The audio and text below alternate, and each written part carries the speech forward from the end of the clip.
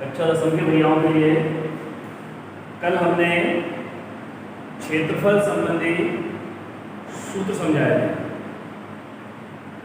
Area of triangle कल का फिर से एक बार रिवाइज करते हैं।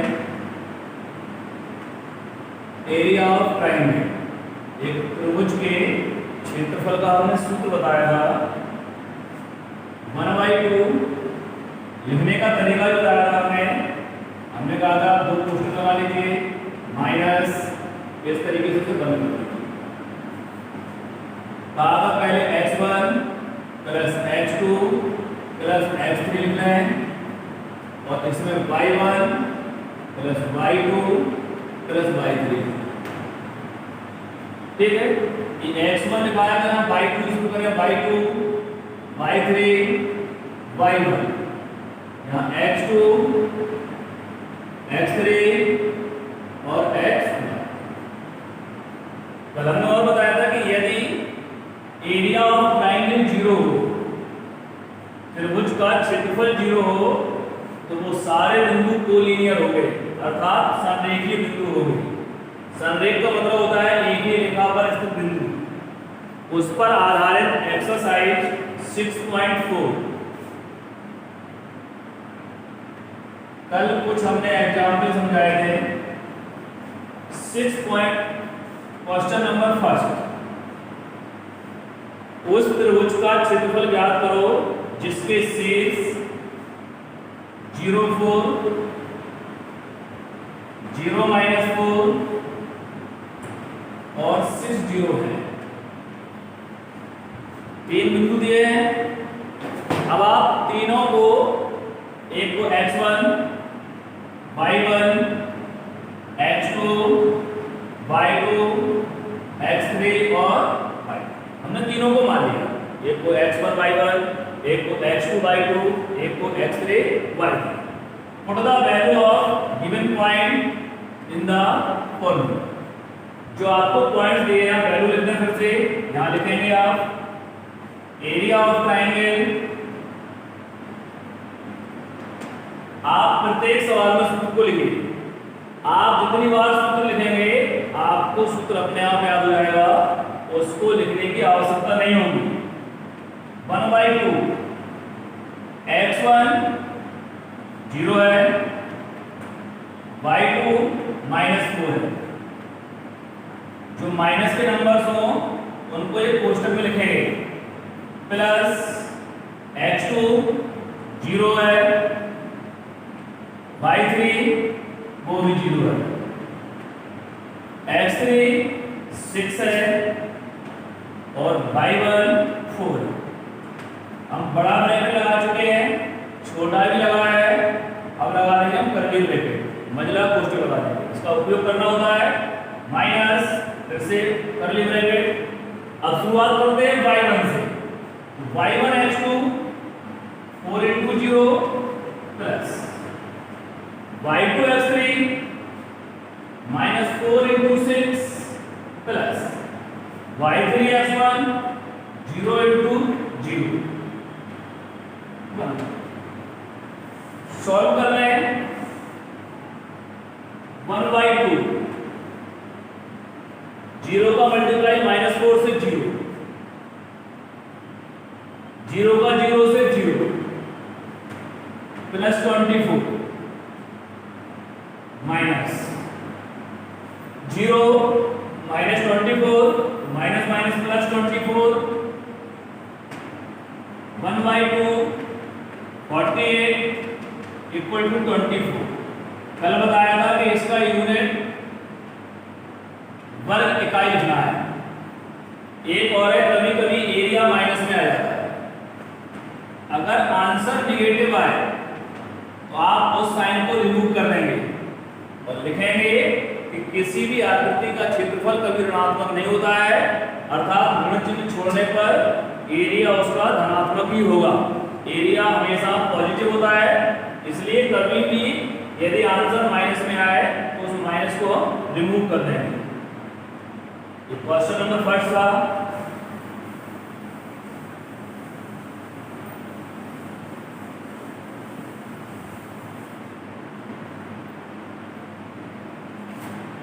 इसके जैसे ही क्वेश्चन नंबर सेकंड भी है, ठीक है, उसमें 3 बिंदु दिए हैं, आपको उनका क्षेत्रफल ज्ञात करना है। क्वेश्चन नंबर 3, यदि बिंदु एक्स वाई, दूसरा 3 2, तीसरा 1 3, ये तीनों बिंदु कोलिनियर हैं, संरेख हैं, आपको x और y के बीच संबंध स्थापित करना है। तो हमने कहा था कि x1 y1 मानना है सबसे पहले, तो पहला स्टेप x2 y2 और x3 y3।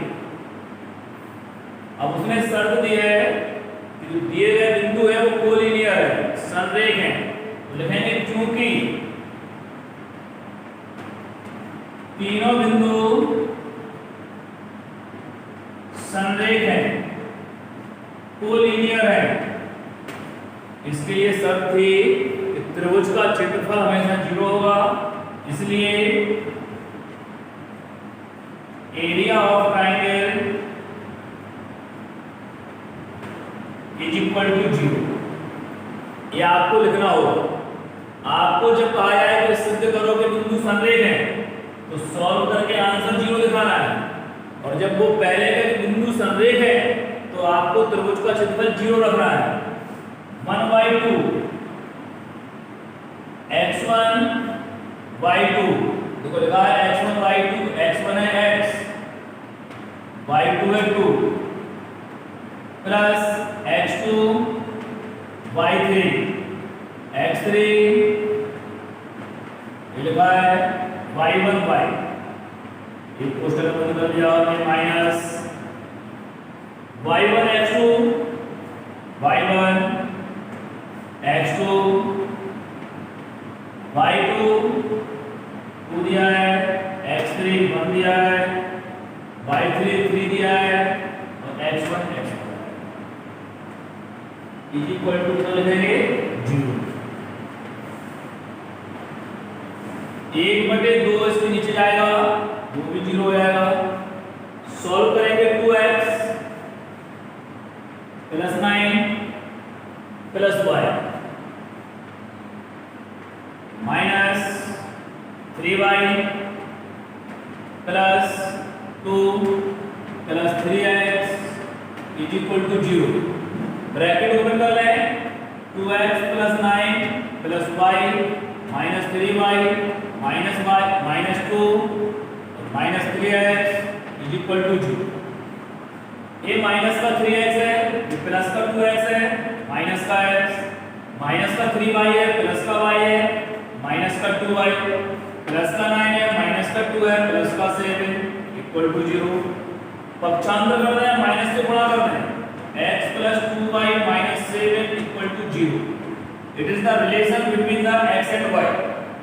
हो सकता है वो पूछे आपसे कि सिद्ध कीजिए कि x plus 2y equal to 7 that the transfer of the 7, आप 7 का ट्रांसफर कर दीजिए, पक्षांतर कर दीजिए, तो वो ये भी सिद्ध हो जाएगा। इस तरीके से दोनों एक ही क्वेश्चंस के दो आंसर हो सकते हैं, दोनों चीजों को पूछ सकता है, आप इसको भी शो कर सकते हैं।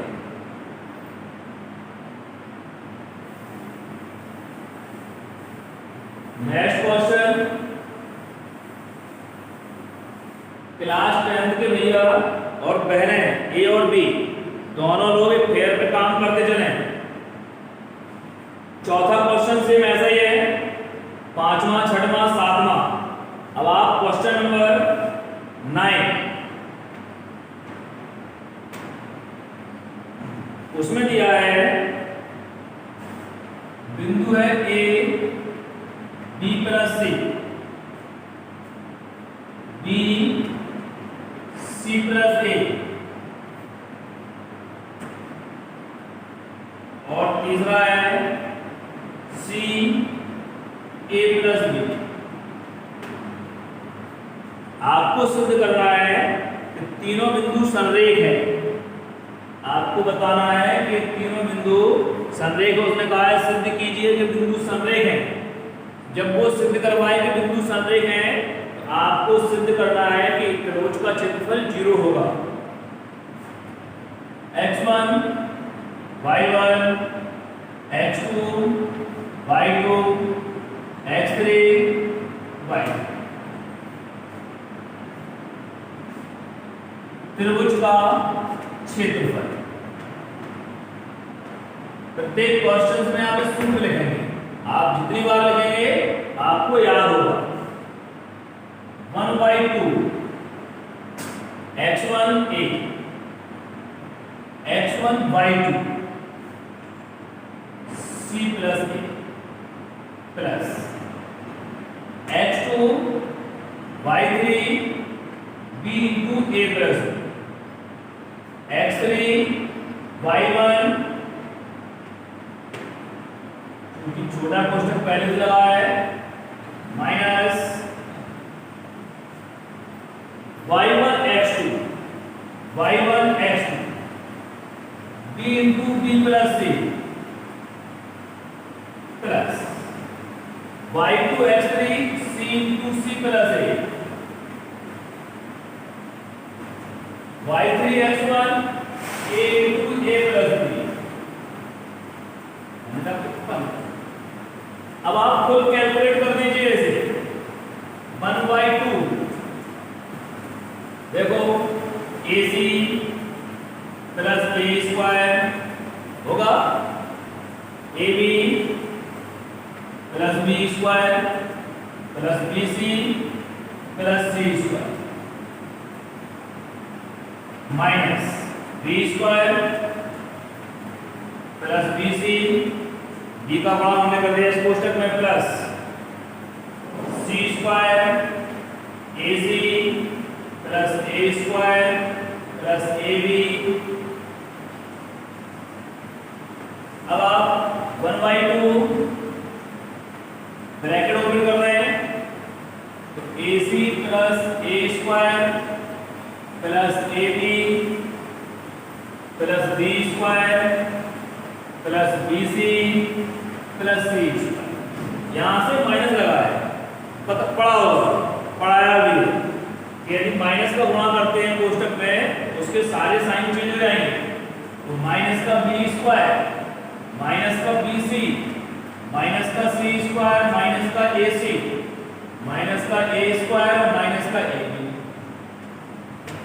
सब कट जाएंगे। c square a square b square, ये सब AC से AC, BC से BC और AB से A। 1/2 मल्टीप्लाई बाय 0, अतः बिंदु संरेख है। इस तरीके से बिंदु को हम संरेख भी कर सकते हैं। इस तरीके से 9 प्रश्न है और 10वां प्रश्न दिया है, तो उसमें 3 बिंदु दिए हैं, x y, दूसरा दिया है 2 3 और फिर दिया है -3 और 4। आपको बताना है कि ये बिंदु संरेख है, तो सिद्ध करना है x plus 5y equal to 70। तो एक क्वेश्चन तुमने बताया था अभी आपको तीसरा कि x y में क्या संबंध है, तो सेम वैसे ही करना है। तो एक्सरसाइज ये आपकी 6.43, इसके आपको क्वेश्चंस 1 to 10 ये आपका होमवर्क है। क्वेश्चन 1 to 10 ये आपको करना, ठीक है। सभी भैया गए हैं, अपना होमवर्क भी विधिवत करते चले हैं पेपर पर। जब भी स्कूल खुलेगा आपकी काफी जरूर चेक होगी, ठीक है।